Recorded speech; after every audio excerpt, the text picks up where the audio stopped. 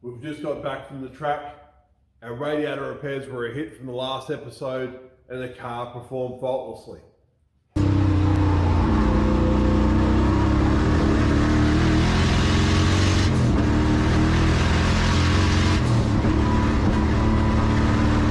That is until one of the final runs on Sunday when the gearbox jammed in fourth gear.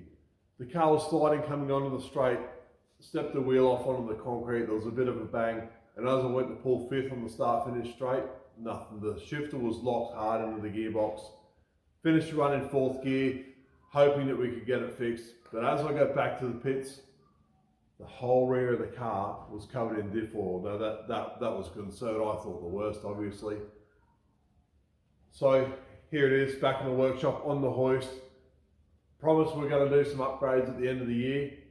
We're still on track for that, but we really need to find out what's going on, where all this oil came from, and why the gearbox is stuck in fourth gear. It's only a half-hour job to get the gearbox out, so we've done that. We've just lifted the covers off to have a bit of a look.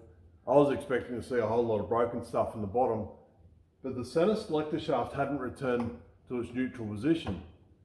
And because it was a little bit out of home, it wasn't allowing the selector to go side to side, so I couldn't get it out of fourth.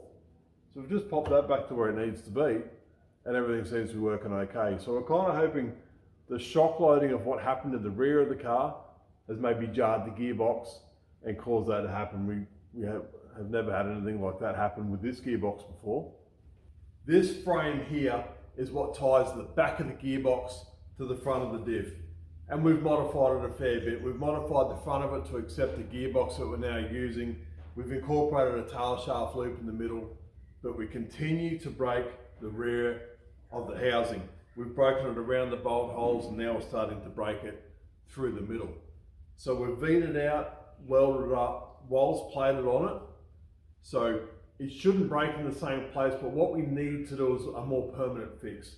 So we will design up and make a front diff mount for this so it can support the front of the diff to the floor of the car. At the moment it's just mounted at the rear of the diff, and any load that comes through the front of the diff is transferred through this frame to the back of the gearbox. So it's quite a tough job. If there's any axle tramp or whatever really, it's all absorbed in this frame. So that's another thing on the list that we'll get to. We'll paint this up so we can put the gearbox back in the car. Now, where did all that oil come from? It's a little bit embarrassing to say, but back in the day when we built this car, it was just going to be a drift pig. 12, 13 years ago, me and a bunch of mates pulled the diff housing off, welded the diff center. Welding your diff center is something we never do for a customer and something we advise against.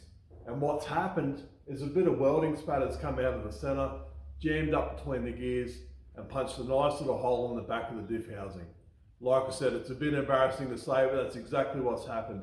I'd actually forgotten that we'd welded the diff center because it hasn't given us any trouble. It's been so reliable, it's kind of down the back of the car and you just forget about it until something goes wrong.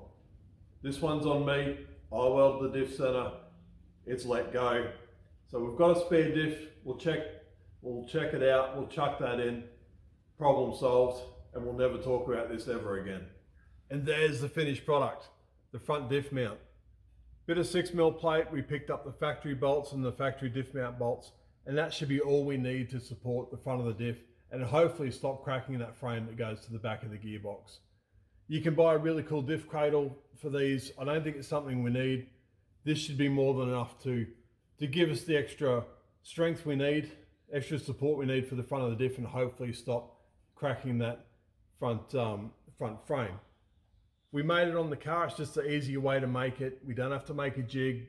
We can just weld up all the main bits on the car, take it off with final welding, paint it, and then final assembly. But that's it. That's the end of this episode. Next episode will be down the front of the car. We're going to work on the under tray. We're going to relocate the intercoolers. We've got to fit some bigger wheels on the front of this thing. So stick around. If you haven't subscribed, subscribe. Stay up to date with what's going on. If you like the video, give it a thumbs up. Thanks for watching. I'll see you next time.